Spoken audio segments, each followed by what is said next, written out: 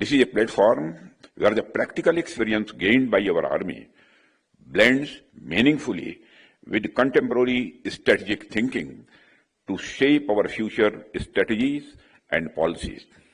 Friends, we are honored that the Supreme Commander of the Indian Armed Forces addressed this year's dialogue and offered her valuable guidance. I think the Honorable President's suggestions will guide and greatly benefit our armed forces. Friends, I had the opportunity to be part of this forum last year as well. At that time, discussions were held that development and security are not separate pursuits. They reinforce each other. That thought remains relevant today also. And this year also, we carry that discussions forward with the new theme of this dialogue, reform to transform, Sashakt, Surakshit and Viksit Bharat. It urges all of us to view reforms not merely as an administrative exercise, but as a driver of the national strength, national security, and a national transformation. The relevance of this platform, and especially of this theme, becomes even more important in the context of the present global scenario and the challenges India faces in its neighborhood. As we reflect on the reforms and the transformation, I feel it is important that we also look at the wider global context in which we all operate. We can easily sense that we are living through a period of the deep geopolitical uncertainty, and the power centers are shifting, new alignments are being tested, and the nature of conflict itself is evolving in ways not seen before. When we look at traditional military domains, they are now intersecting with the cyber space, information, and even cognitive influence. Today, we cannot clearly identify the lines between peace and conflict as clearly as earlier. Friends, economic interdependence, which once gave confidence to the world, now comes with the vulnerabilities in supply chains, digital networks, and the critical technologies. All of this demands sharper awareness, sober judgment, and a sustained preparedness from us. Friends, in this changing global environment, India's place is also undergoing transformation. Our economic growth, technological capabilities, and principled foreign policy have made us a voice of balance and responsibility. Today, India is not standing on the margins of the global discussions. In fact, we are shaping them. And we do so with a sense of responsibility, strategic autonomy, and a confidence rooted in our civilizational values. These days, countries across the Indo-Pacific and the global South look to India as a reliable partner. This trust has not come to us automatically.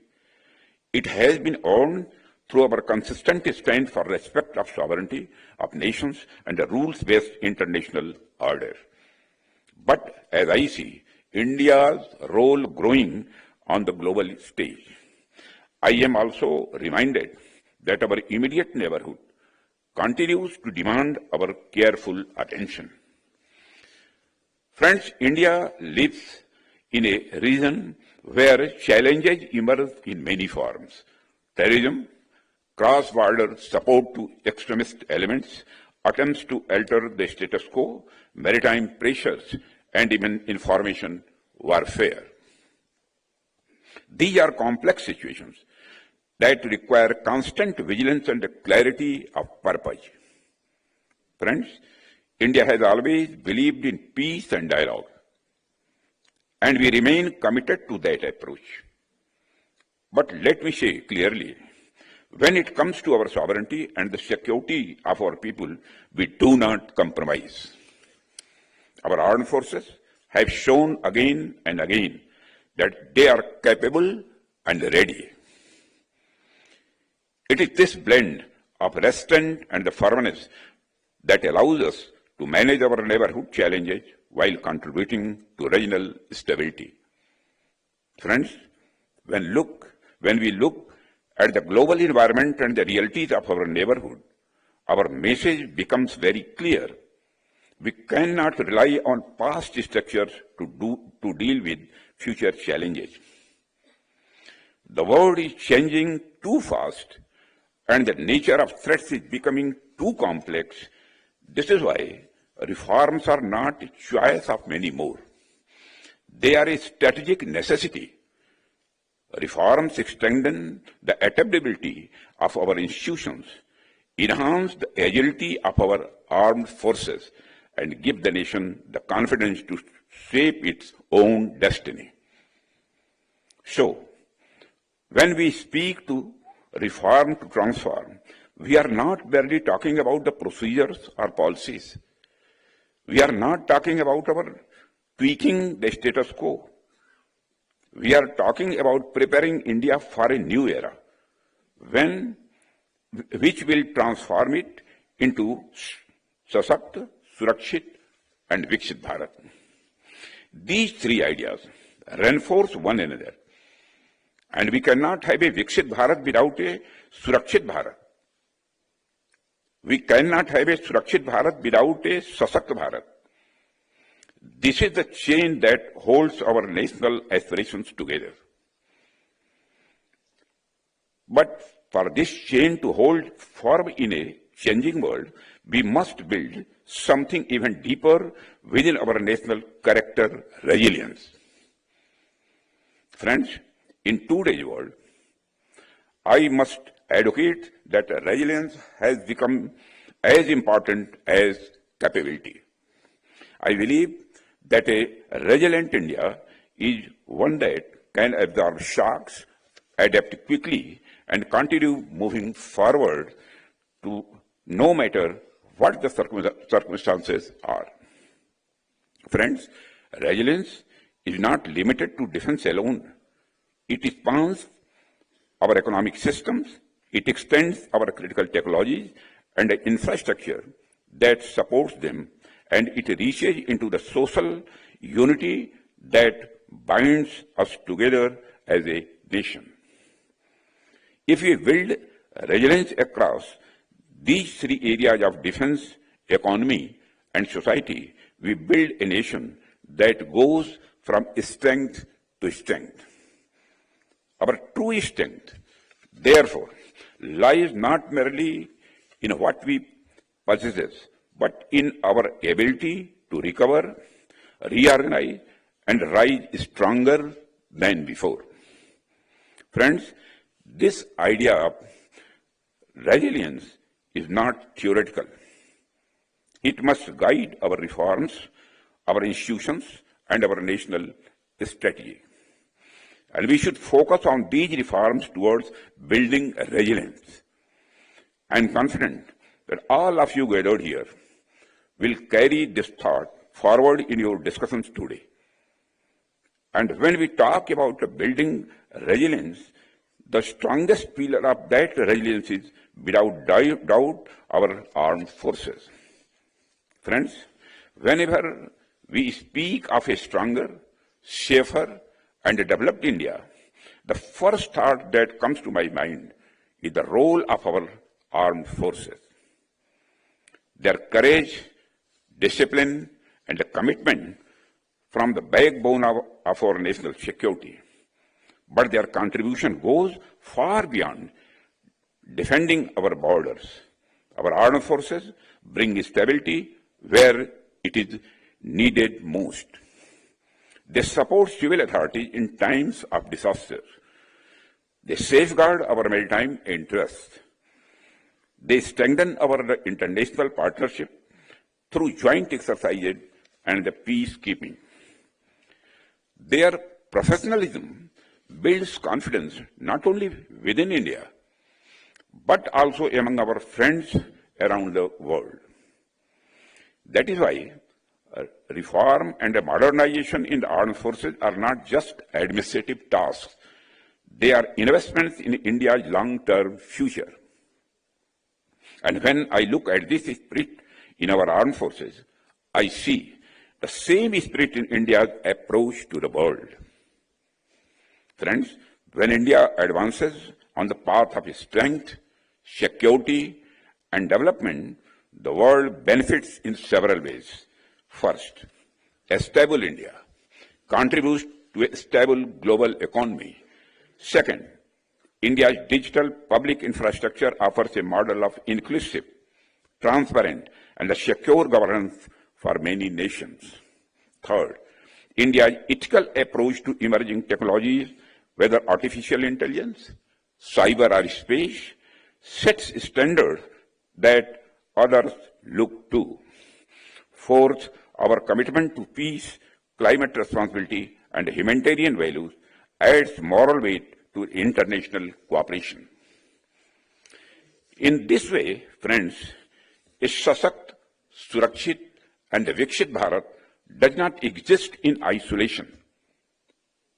It becomes a force for good, a nation that strengthens global peace and the human well-being. And to ensure that this positive influence translates into lasting strength, and we are strengthening our national capacities with focused reforms.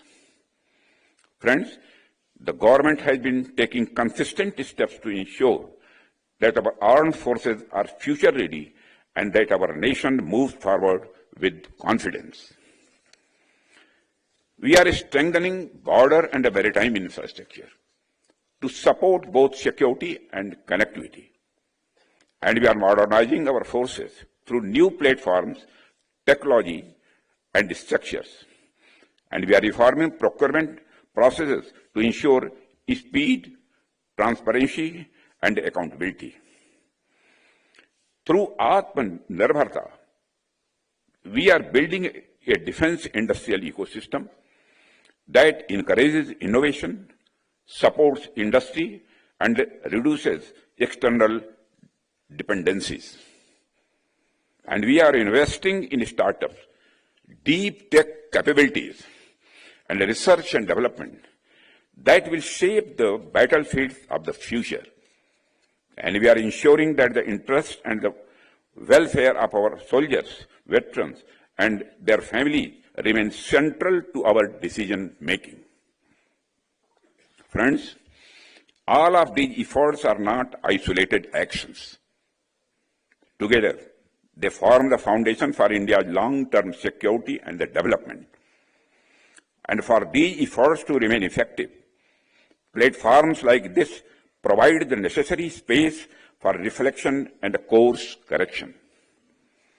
Friends, before I conclude, I want to acknowledge the importance of dialogues like this. Platforms such as the Chanakya Defense Dialogue gives us the space to think deeply, listen to diverse perspectives, and refine our strategic approach. They remind us that national security is not only about strength, it is also about understanding, foresight, and a collective wisdom. And I would like to thank the Indian Army and the CLAJ once again for organizing this important forum and for sustaining its intellectual continuity. I am happy to note that this dialogue has covered a wide range of important topics, ranging from resilient national security, battlefield equalizers, and a civil-military fusion to the character of future wars. These are areas that will shape not only the battlefield of tomorrow, but also the broader national landscape of security and development. I am confident that the subject matter experts who deliberated on these themes have offered valuable insights, best practices, and constructive recommendations. Their contributions will certainly help us identify the reforms needed to realize our shared vision of Sashakt, Surakshit and Vikshit Bharat. Friends, I am also confident that the conversations held here will guide our policies and strengthen our resolve as we prepare for the opportunity and the challenges ahead. A Bharat that stands firm in its principle, confident in its capabilities, and ready to contribute to global peace and progress. That is the India we are all working towards. My best wishes to all participants for meaningful and productive discussions in the future as well. Thank you very much. Jai Hind.